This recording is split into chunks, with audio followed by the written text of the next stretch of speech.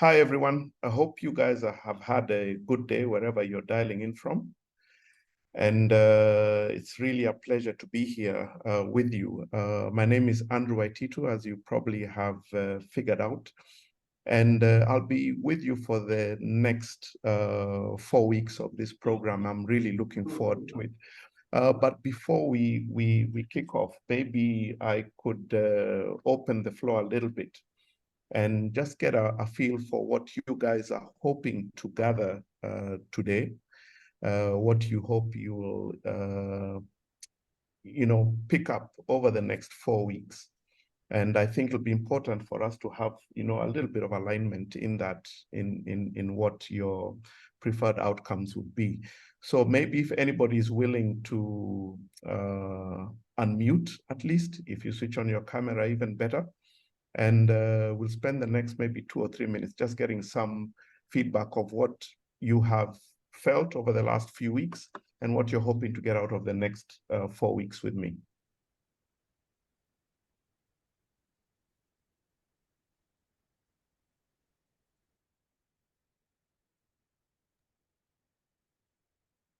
Any takers?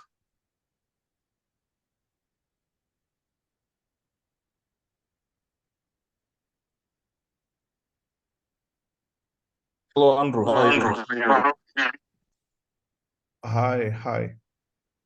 Who's speaking? I can see both Eric and Tefiswa have unmuted. So Tefiswa, I think just go ahead. Hi, Andrew, Chifiwa Tavana from Inclusivity Solutions. Yes, hi. Yeah. Good to see you I again. think the past few months have been quite informative for me personally, and I think for the organization at large. And we've learned a lot, I think, in the few sessions that we had. And yeah, I think in the next sessions, we're basically looking forward to see how can we strategically move our product into the right markets. And I believe that this coming few sessions will help us to sort of focus how we've been doing things. And if there is a need, obviously, for us to refocus and re-strategize, definitely we're open for that. And yeah, we're looking forward to your input in how we can accelerate the organization at large. So thank you very much. Thank you very much. Thank you for that. Anybody else?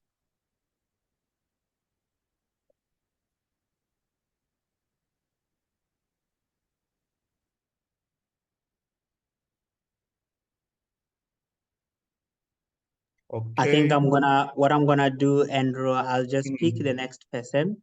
We're quite shy people. So I'll go with Mikias. I'll go with you, Mikias.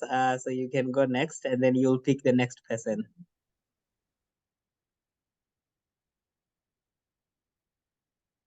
Mikias, the floor is yours. Yeah, sorry, I was on another call.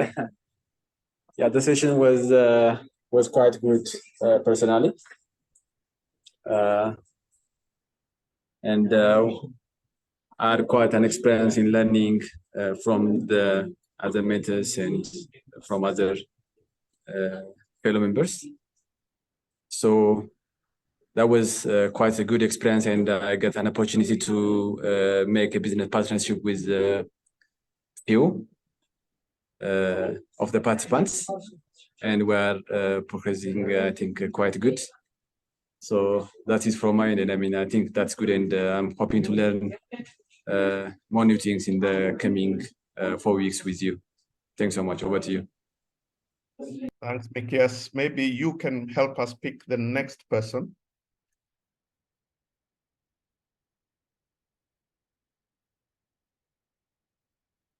Passion, if he's here, let me hand over to him. Or anyone from Ethiopia, like Yarafre. Good afternoon. Good afternoon. Hi. Good afternoon. I think the past few weeks have been very informative, like Mikia said.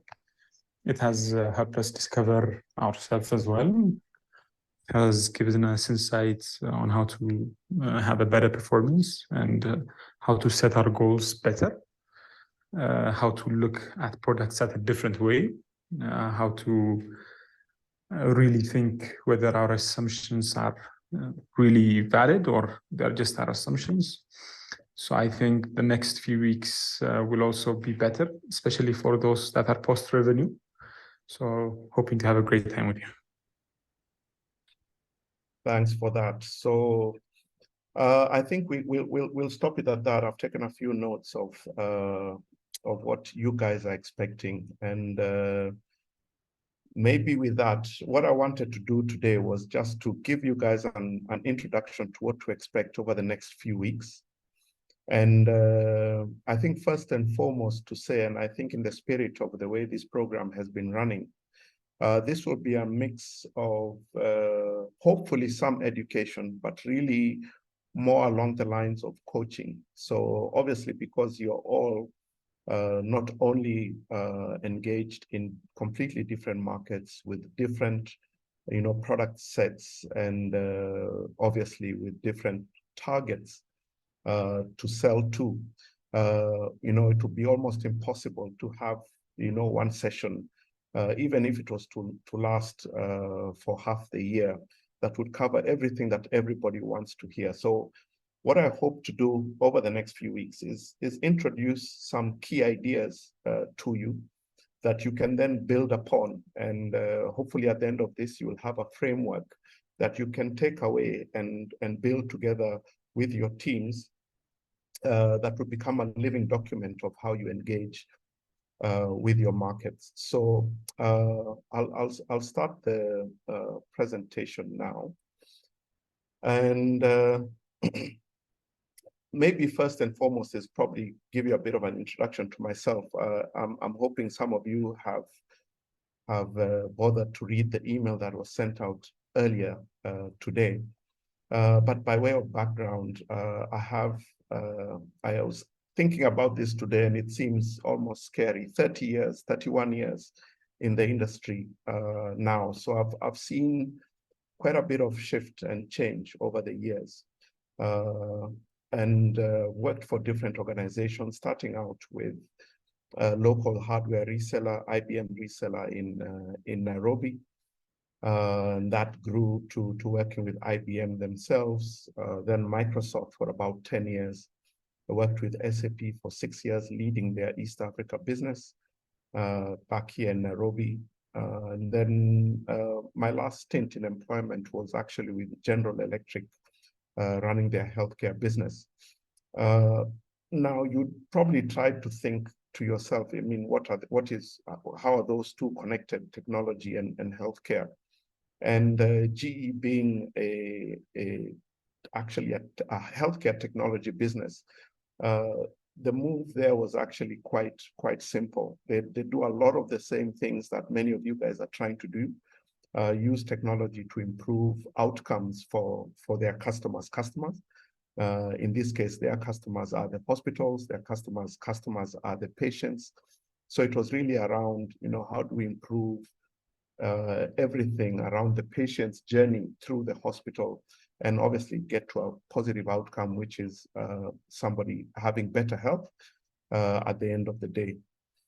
I have since moved into running my own advisory company, which is Leapfrog Advisory.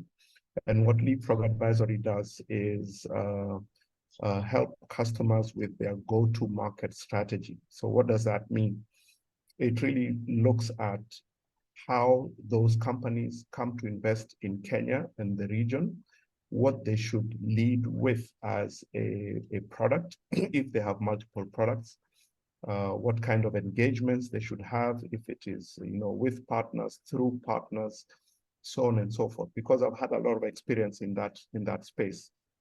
So I think I might have something little, even if it's just a little bit, to share with you that might be of impact, having seen the changes of that have happened in the industry in the region, and not just East Africa. I've had the pleasure of working across Middle East and Africa, and across Greater Africa, Greater East Africa region for most of my working career.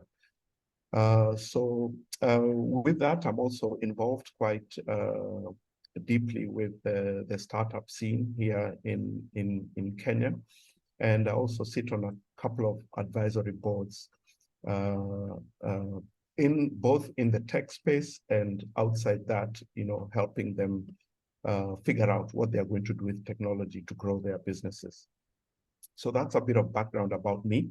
I did hear a lot of you introduce yourselves when we first met in Kigali. So it's a pleasure to be here with you again. And I'm really hoping that we'll be able to review some of the things that we started building up on while we were together in Kigali. So, and forgive me, taking you through the slides. There's only a couple of slides to go, but really this is just an intro. We will have a mix of kind of slide-driven engagements, but really what we want out of this 4 weeks that we'll have is really trying to challenge ourselves around, what is it that we are doing? Is there a real market for it? And are we talking to the right people in our messaging to ensure that we are able to convert our products into money? And maybe on that note, I think you guys have seen this slide already, so it's not important that we stick here too long. But really around, understanding over the next few weeks, what are we going to do? So first things first, introduction to sales. I think it goes without saying that many tech companies fail because they outlive their cash runway. Forgive me for that. And this is a key, failing that I find in many tech companies. You have an idea, and it really is a good idea, but you don't spend enough time thinking about how you'll get that idea to market. Now, this is actually rated as the second reason why most startups fail, the second out of, I think, the top 5. I don't know if anybody would hazard an idea of what the first and the third are. I think I will pick on someone. Sorry, go ahead.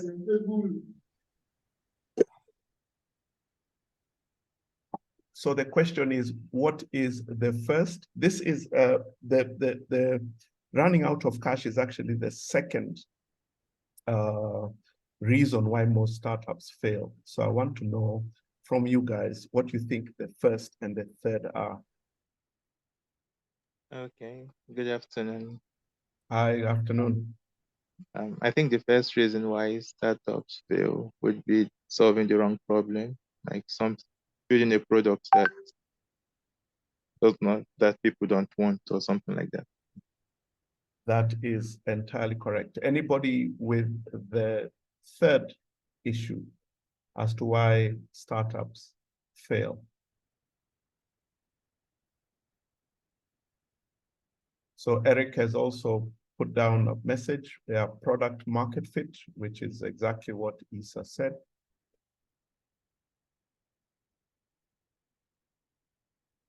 Anybody else? Hello, can I talk? Yes, you may. Yeah, okay. So for me, I think startups do fail because most of them base their solutions or products on assumptions. That's correct. So that fits into product market fit, the first thing. But I'll save you guys, and I'll let you know that the third most common reason is the team. So your team not working towards the same goal is the third most common reason. And unfortunately, the way many startups find themselves being funded through maybe, private equity raising and things like that, you find that you kind of live in a world that isn't exactly real. So you're not being measured as hard as an existing business, because money comes in and you spend it as you develop, and probably not focusing on some of the key business metrics. First of which is, of course, cash. Operational metrics is how your team comes together. And of course, as you guys rightly said, if there actually is no market for your idea, or the market is not yet developed enough to figure out what it is that you guys are positioning, then of course, things fall apart. So for this week, and this speaks to the second point here, which is your customer decides what your value proposition is, not you. And I think in the last session around your product positioning and development, you guys went through a lot of this with the previous coach. So it's really around how your customer sees your product and what value it provides to them. And there are a couple of good examples of this, globally. I don't know if many of you know that something as simple as Listerine, which is used as it's probably the global leader of mouthwash, was actually initially marketed as an antiseptic. But I guess, people started using it, to rinse out their mouths.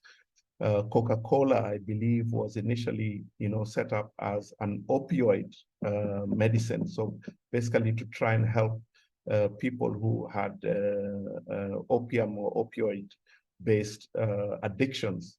So it's interesting what your market decides they're actually going to do with your product. And it's important to be able to figure out, how you're going to take advantage of that. So our speaker this week is Mr. Arthur Oginga. He's the CEO of Old Mutual Group. And this will happen on Thursday. The first half hour to 40 minutes of our Thursday call will be with Arthur. And during this session, I will urge you guys who are here to at least, recognize his presence by, number one, switching on your cameras, especially once it comes to the Q&A. I really want us to have a good session with him. Reason being, this is your typical customer. Old Mutual is one of the largest insurance companies on the continent. And what he's going to talk to us about is really how he sees technology playing a part in how they are dealing with a very volatile environment as a business, and what you'd like to hear coming from people like you as you go to sell technology to him. So I think this will be an interesting, starting point for many of you. And what I'm hoping to get out of him also is some pointers as to, why tech companies sometimes lose traction when you're dealing with people in his position. So I think that would be an important, kind of kickoff to our discussions. We will then have a bit of a workshop, last about an hour and a half. And during this time, we'll look at kickstarting the process of developing a sales strategy for your product. So we'll go a little bit in depth into figuring out what sales strategy probably works best for us, and not just for your product, but also for your organization. For many of you, you're probably going into engagements with potential partners or even investors into your idea. So it'll be important to figure out how you can position yourselves. So I don't know if there's any questions at all around what we're hoping to achieve this week.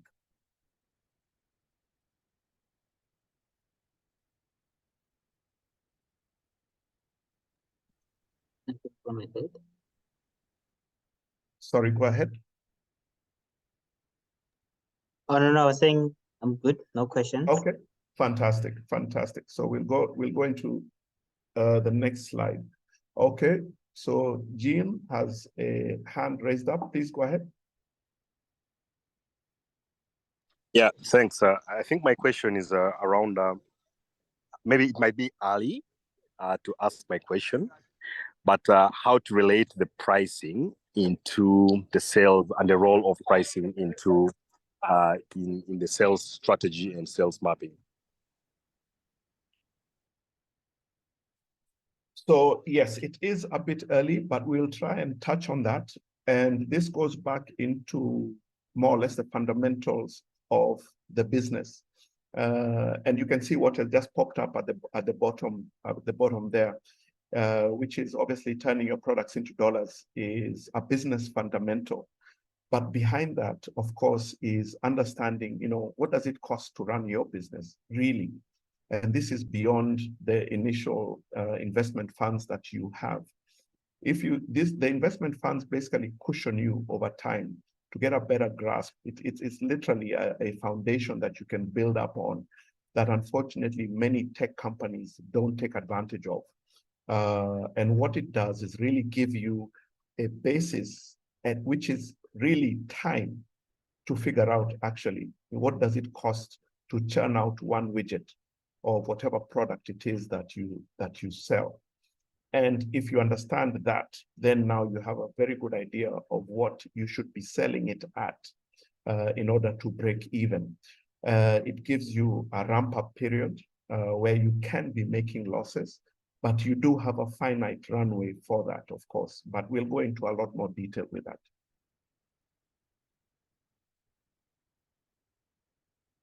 Okay, any other questions on this? Yep. Sorry, John, did I cut you off?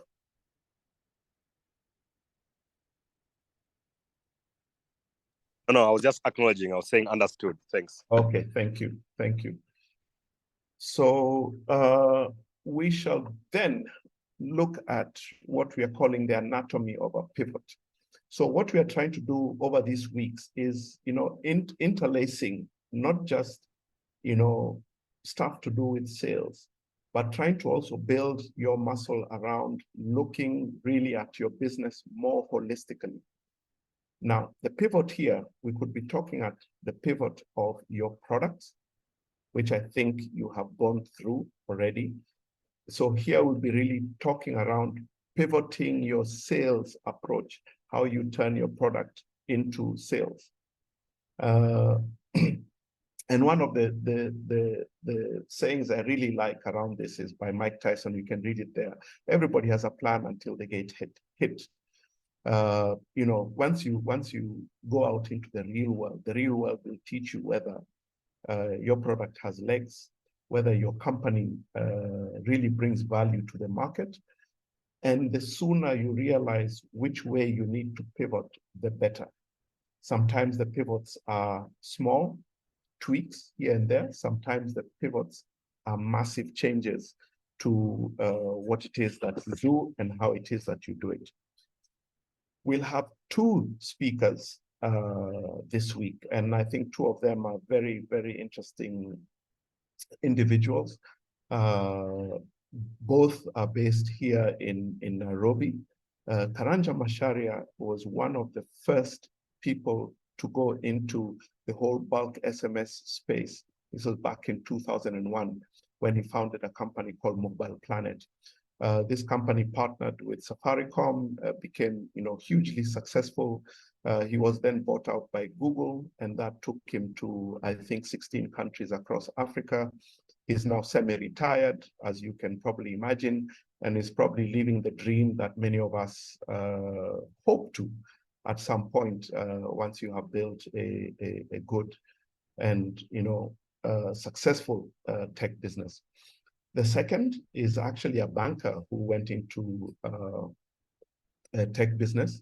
Fred Michuki is a director and CEO of MFS Technologies. They do a number of things, including insurance on a tech platform. They do micro loans, micro lending, bulk SMS. They do a whole bunch of things.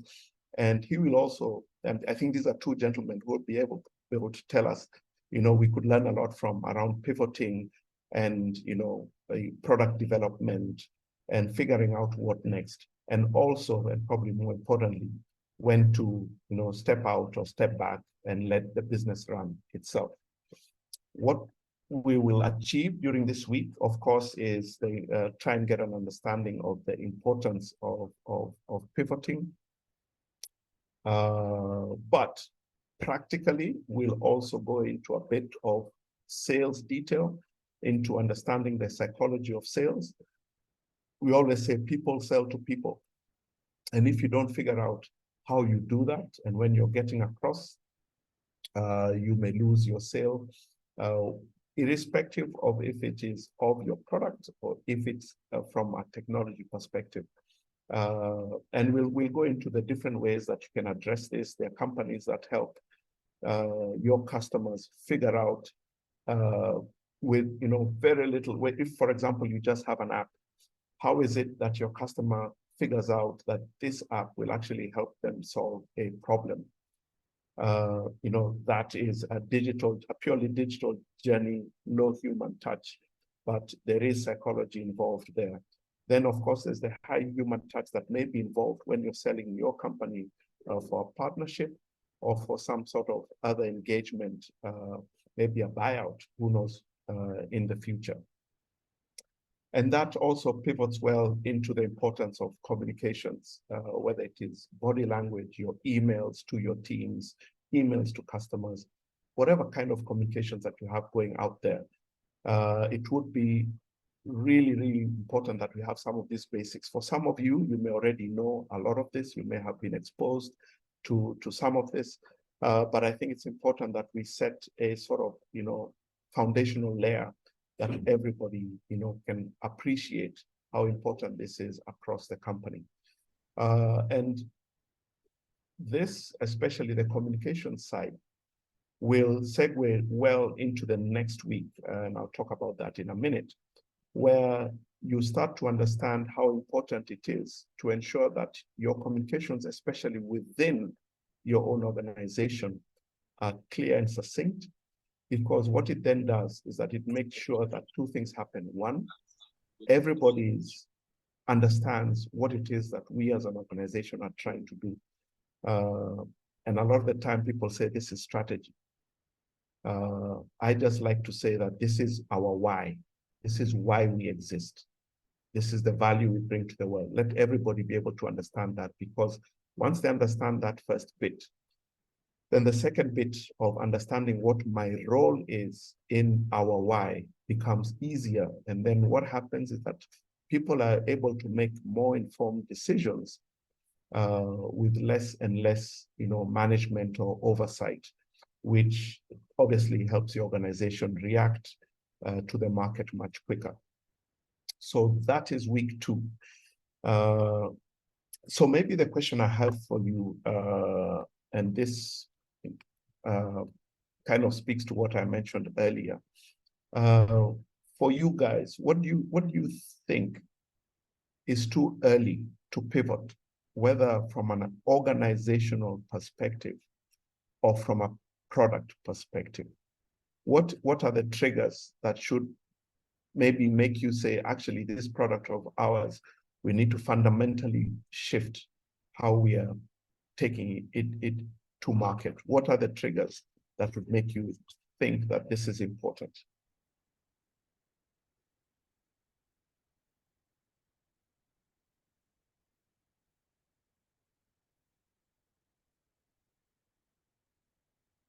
Anyone got any ideas?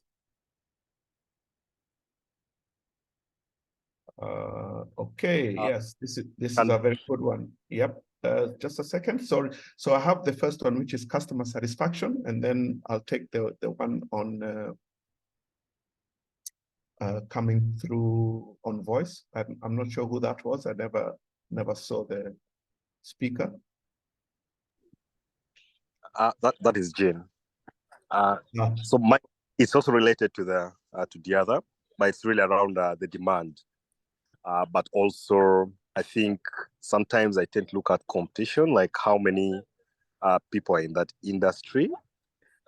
Sometimes if you're the only one, the lone wolf, it can also be a sign of actually that there's no demand or need for your solution. So looking at how the competition is and which people are actually in the same industry, then you can go and sort it out. So I think based on the demand, I would say so. Fantastic. I think, yeah, so three good points that have come across. So first one was customer satisfaction, which is key, speaking to, again, to demand. So maybe you are, bringing out a product which there is demand for, but people are not happy with the service that you deliver around, servicing that demand. There's also another point here around, constant pricing complaints.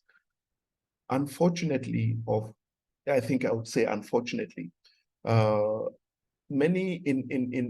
many markets, people don't complain about pricing; they just walk away. And especially in the tech space, you may only realize too late that your pricing is wrong when nobody is actually picking up, and you don't know why. So unless you go out there and do some sort of survey and figure out why people are not picking up the product, or there's a way that customers can get back to you as they're checking out or using the product. Unfortunately, pricing, we tend to get very little feedback because generally what happens is that people just don't take it up. So especially in technology, I think it is key to have a constant pulse on your market. As was rightly said, sometimes the market doesn't exist. So you have to, hit that sweet spot between creating a new market or realizing that this actually, there's no market here in this particular product, and being able to pivot away from that. So again, we'll go into a lot more detail around this in week 2.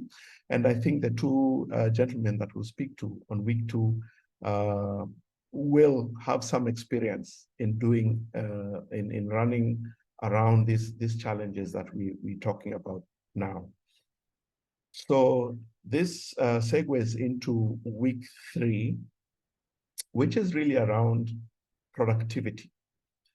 And the reason why we have productivity here in a sales session is really because sales is about productivity. It's about turning effort to dollars. And if you don't have an engine that will drive this, you will very quickly realize that, nothing's happening.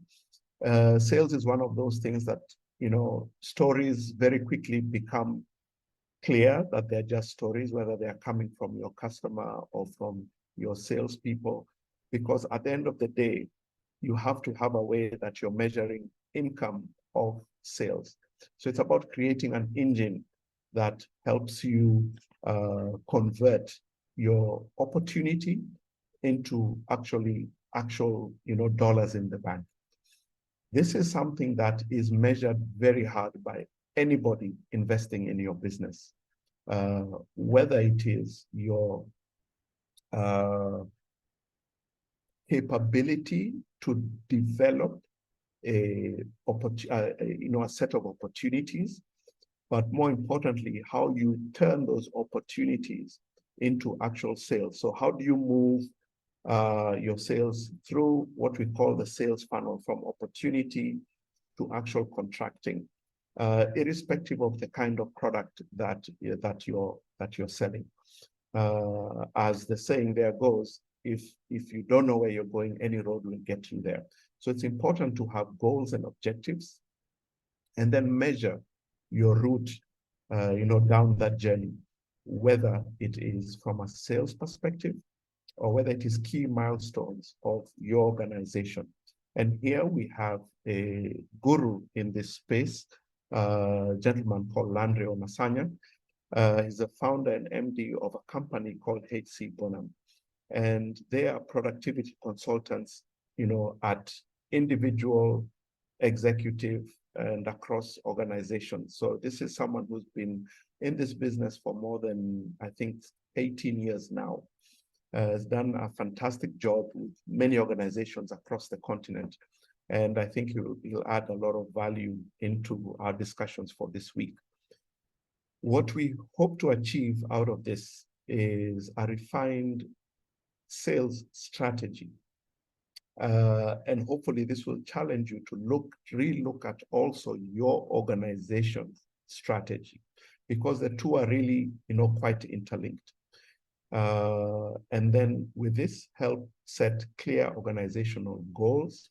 As I mentioned before, if the whole organization is running and singing off the same hymn sheet, then it makes things much clearer across the organization, both when things are going well and, of course, when things are going badly.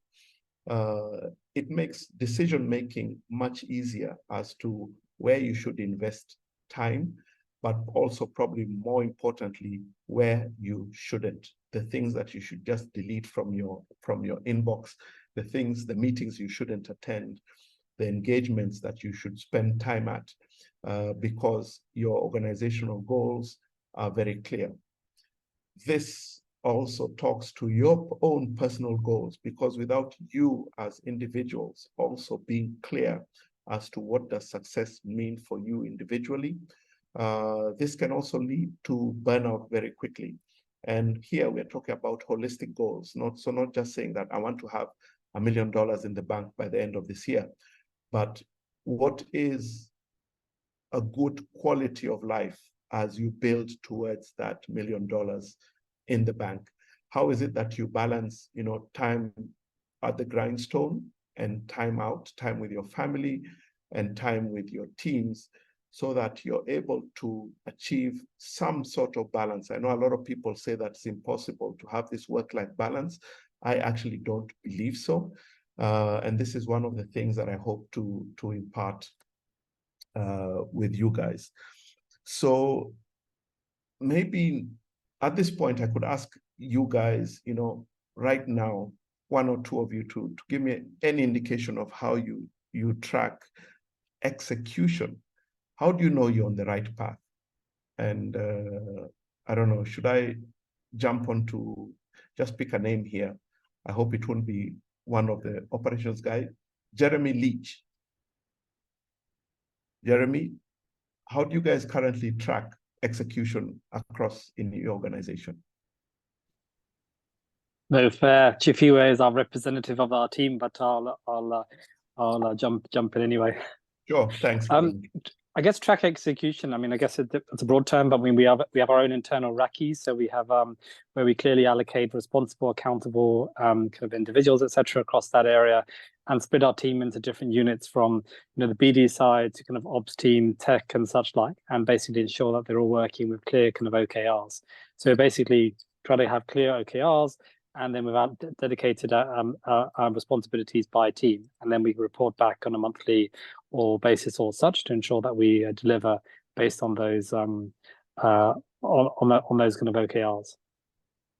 Fantastic. And RACI is very common, especially in development teams. I'm just wondering, do you use the same on the commercial side of your business? So the RACI and the commercial team? Yes. Well, yes. I guess it defines. I mean, our commercial team is pretty small, and I think we're still at the stage of a kind of like almost founder-led sales with a few kind of BD people. But essentially, within the BD people, there are obviously kind of key people have particular kind of strengths. Like so, in the BD team, we have somebody who's typically responsible for the finance and the kind of ensure the commercial pricing is aligned. Others in terms of kind of the legal side. We also have in terms of BD side a triage process, which basically kind of, if you know the triage from the medical side, is basically to try and assess kind of priorities. So we have a triage to kind of clarify prioritization, give go, no go, which represents different parts of the business, from kind of pricing to kind of product to BD to tech, kind of operations as well. Fantastic. So sounds like you do have, a pretty kind of solid approach to deciding what it is that you're going to do once stuff comes up. And it will be interesting to hear maybe one other example, if there's anybody else willing to put their neck on the line.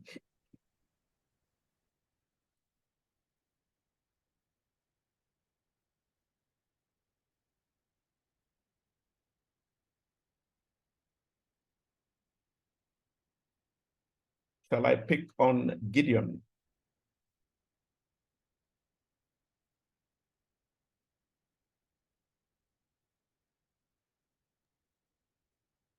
Hi, Gideon. Yeah, hello.